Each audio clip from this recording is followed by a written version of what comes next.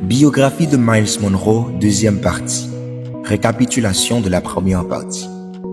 Dans les quartiers les plus pauvres de Nassau, Myles Munroe voit le jour dans une famille nombreuse, sans eau courante ni électricité. Mais dès l'enfance, une rencontre personnelle avec Dieu et une soif insatiable de connaissance allument en lui une vision plus grande que lui-même. C'est ici que l'histoire commence. Après des années d'études aux États-Unis, Myles Munroe fonde la Bahamas Faith Ministries International, une église au-delà des murs, au cœur de mouvements visionnaires destinés à équiper, éduquer et envoyer. Ce n'est plus seulement une église, mais un centre de formation nationale, continentale et mondiale. Dans un monde confus sur l'identité, la gouvernance et l'autorité, Myles devient une voix prophétique. Il enseigne que le leadership est un mandat divin enraciné dans la découverte de soi et la responsabilité du royaume, pas dans le contrôle ou le titre. Tu n'as pas été créé pour t'adapter à ton environnement, mais pour transformer le monde avec ce que Dieu a mis en toi. Myles Munroe osa dire ce que très peu de prédicateurs osaient même penser. Jésus-Christ n'a jamais prêché une religion, il n'a jamais prêché l'Église, il n'a jamais prêché lui-même, il a prêché le royaume de Dieu. Cette déclaration, simple mais explosive, fit de Myles Munroe un réformateur théologique global. Il ne s'agissait plus pour lui de sauver des âmes pour le ciel, mais de restaurer des rois sur la terre. Le christianisme ne devait plus être une croyance privée, mais une culture gouvernementale déployée dans le monde visible. Il expliquait que les évangiles ne contiennent pas une religion, mais la constitution d'un royaume céleste. Chaque parabole, chaque miracle, chaque discours de Jésus était l'explication d'un système politique surnaturel. Il répétait inlassablement: Jésus est venu pour restaurer un gouvernement perdu, pas pour établir une nouvelle religion. Dans son livre majeur, Rediscovering the Kingdom, Myles expose un fait théologique que beaucoup n'avaient jamais vu. Dans la Genèse, Dieu donne à l'homme dominion, domination sur la terre. Ce mandat est perdu par le péché, mais jamais aboli. Jésus revient non pour emmener les hommes au ciel, mais pour ramener le royaume du ciel sur la terre. Myles enseignait que le royaume de Dieu est un territoire invisible mais réel, avec un roi absolu, Dieu, une constitution, la parole, un système éducatif, le Saint-Esprit, une culture, la justice, la paix, la joie, des citoyens, les nés de nouveau, une ambassade sur terre, l'Église, un programme de reconquête, la grande mission. Ainsi, il sortit la foi chrétienne de l'ombre, de l'émotion et du légalisme pour la repositionner comme une gouvernance céleste en action sur la terre. À travers ce message, il touche à des leaders musulmans, bouddhistes, agnostiques, politiciens, parce qu'il ne prêchait pas une religion, mais un principe universel d'autorité et d'identité. Le plus grand besoin de l'humanité n'est pas la religion, c'est le gouvernement. Et pour cela, il paya le prix, critique, incompréhension, opposition religieuse. Mais rien ne pouvait faire reculer un homme qui avait vu le trône. Il replace le message de Jésus non comme une doctrine religieuse, mais comme la restauration du royaume de Dieu sur la terre. Son ouvrage, Rediscovering the Kingdom, devient un best-seller international, influençant pasteurs, entrepreneurs et chefs d'État. Il établit une grille de lecture du monde fondée sur les principes du royaume, économie, éducation, loi, influence. On ne parle plus de salut seulement, mais de restauration, d'ambassade, de citoyenneté céleste. Il éduque spirituellement une génération à ne pas fuir la terre, mais à la gouverner selon les lois du ciel. Ce chapitre est une bascule. Myles ne parlait plus pour convaincre, mais pour instaurer. Il n'était plus un simple prédicateur de messages puissants, il était l'apôtre d'un royaume invisible venu envahir le visible. Avant d'être un prédicateur pour les foules, il était un soldat pour lui-même. Myles Munroe croyait que la victoire publique n'est que le reflet de la rigueur privée, et sa vie intérieure ressemblait à une salle d'entraînement spirituel où chaque moment avait un but, chaque habitude un proie, chaque silence une stratégie. Le problème de beaucoup de croyants, disait-il, c'est qu'ils veulent dominer le monde sans avoir dominé leurs propres habitudes. Il se réveillait à 4 heures du matin, non par obligation mais par alliance. Chaque journée débutait par un bloc de 2 heures de silence, prière, méditation biblique, planification stratégique. Il appelait ce moment l'audience avec le roi. Dans ses carnets, il notait avec précision les pensées, les idées, les révélations surgies durant ces heures. Beaucoup de ses livres sont nés là, dans le calme d'un matin sacrifié. Il répétait à ses disciples, « Le Saint-Esprit est un esprit de précision, il ne parle pas dans le chaos, il vient à l'heure. » Myles Munroe pratiquait régulièrement le jeûne prolongé, pas seulement pour l'onction, mais pour l'ordre intérieur. Il jeûnait souvent 3, 7, 21 jours, parfois plus, selon les saisons. Certains de ses livres les plus influents ont été écrits au cours de retraites de jeûne intensifs, sans téléphone, sans visite, sans médias. Il ne jeûnait pas pour obtenir quelque chose de Dieu, mais pour rétablir la fréquence du royaume en lui. Il disait, le jeûne n'est pas une souffrance, c'est un retour à l'état originel du gouvernement intérieur. Sa vie était un calendrier vivant. Ses semaines étaient divisées en blocs de travail, d'études, de repos, de sport, de lecture et de prière. Ses prédications étaient structurées, éditées, chronométrées, répétées. Il utilisait des fiches, des schémas, des tableaux comme un général avant la bataille.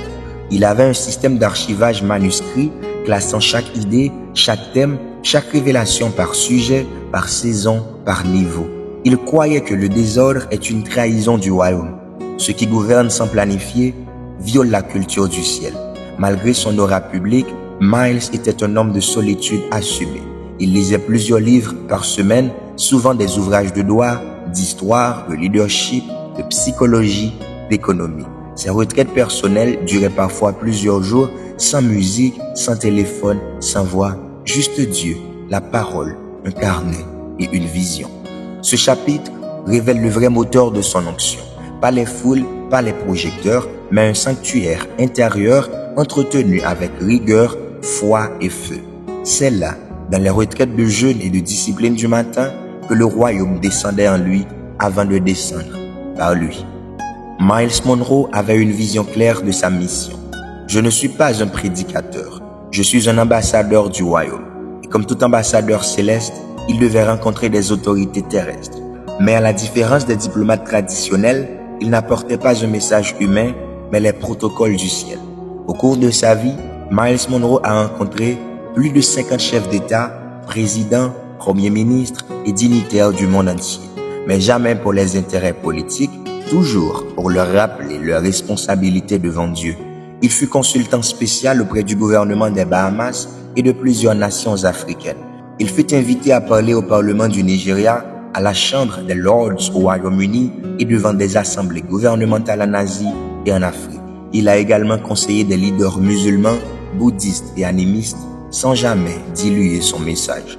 Le royaume de Dieu est une culture, pas une religion, et tout gouvernement est responsable devant lui, qu'il le sache ou non.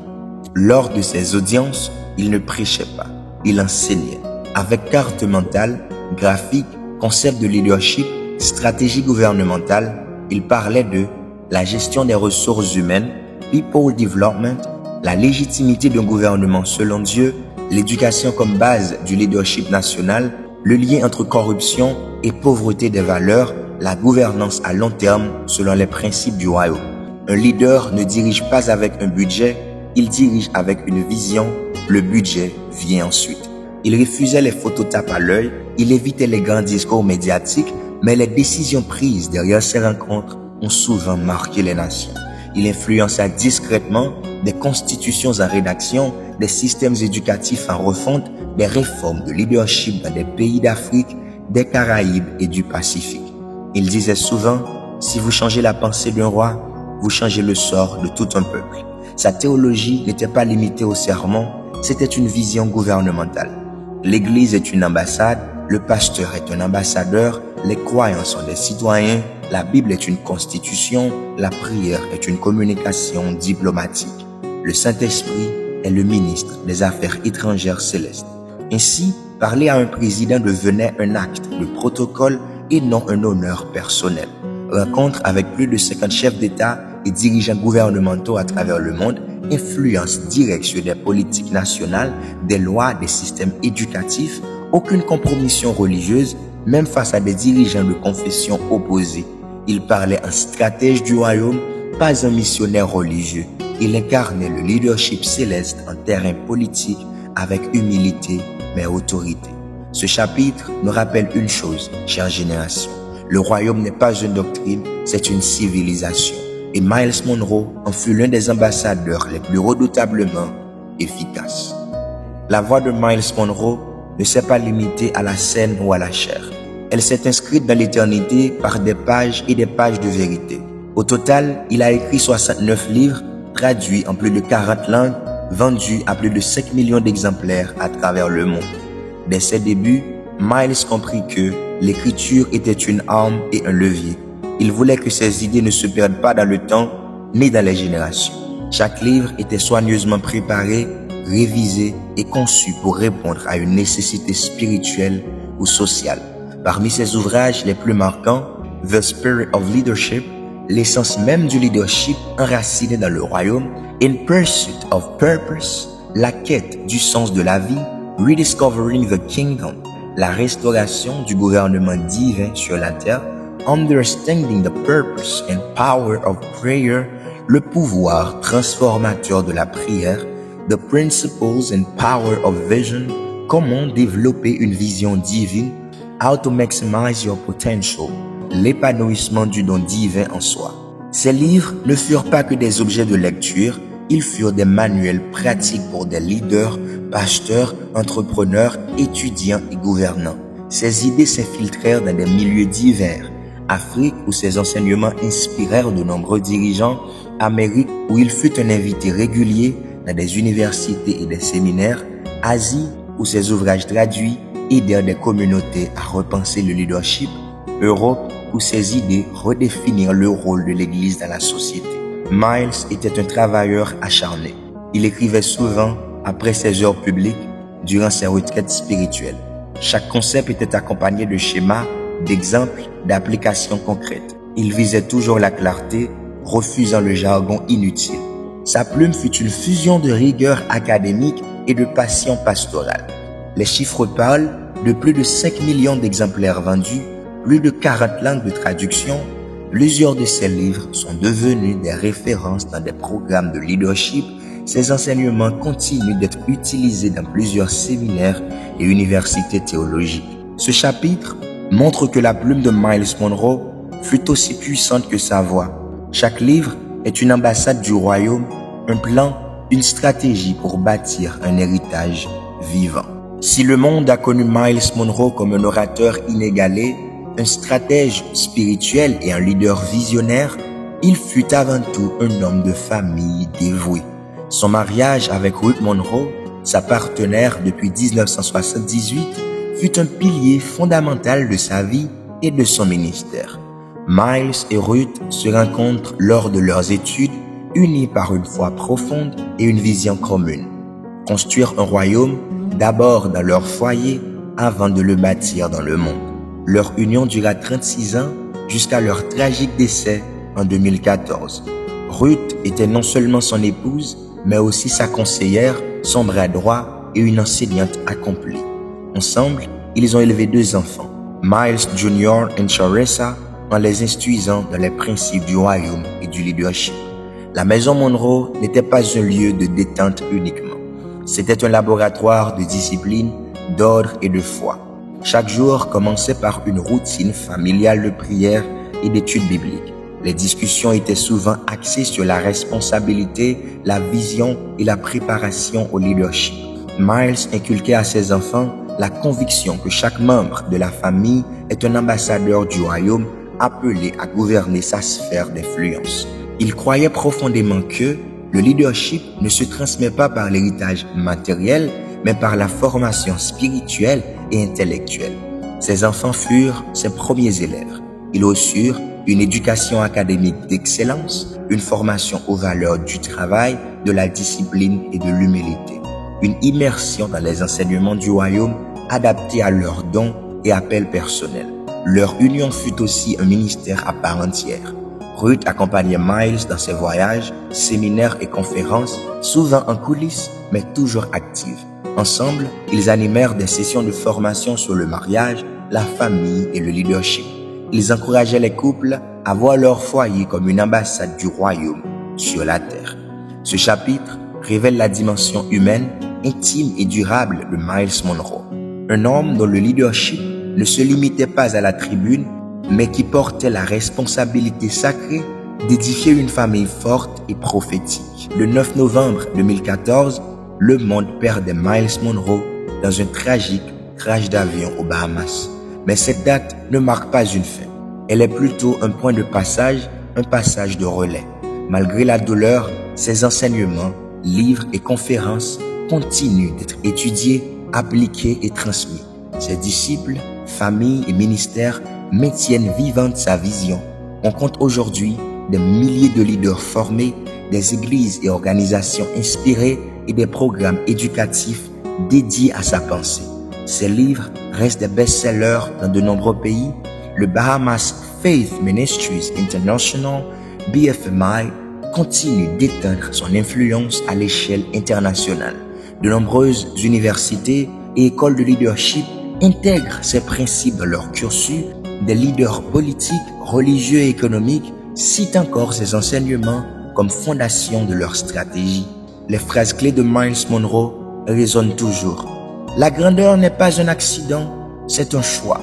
Le véritable leadership consiste à révéler le potentiel des autres. Le royaume de Dieu est un gouvernement, pas une religion. Ces paroles allument encore la passion de ceux qui veulent changer le monde. Sa disparition a aussi lancé un appel urgent. Former des leaders enracinés dans les principes du royaume, prendre la responsabilité de gouverner avec intégrité et vision, faire vivre l'héritage sans dévier de la mission originelle. Ce chapitre est un témoignage que le véritable influence ne meurt jamais. Miles Monroe est devenu une lumière qui continue d'illuminer des chemins, un flambeau que chaque génération doit porter avec foi et courage. Miles Monroe n'a jamais vu son ministère comme un projet fini. Pour lui, le royaume de Dieu est un héritage vivant, dynamique, destiné à traverser les siècles. Il a lancé un appel à une génération nouvelle, à ceux qui oseraient devenir des rois et des reines, non par naissance, mais par révélation et responsabilité. Miles a souvent dit, « Vous êtes nés pour gouverner, pas pour suivre. Vous êtes appelés à prendre la place qui vous revient dans le gouvernement du royaume. »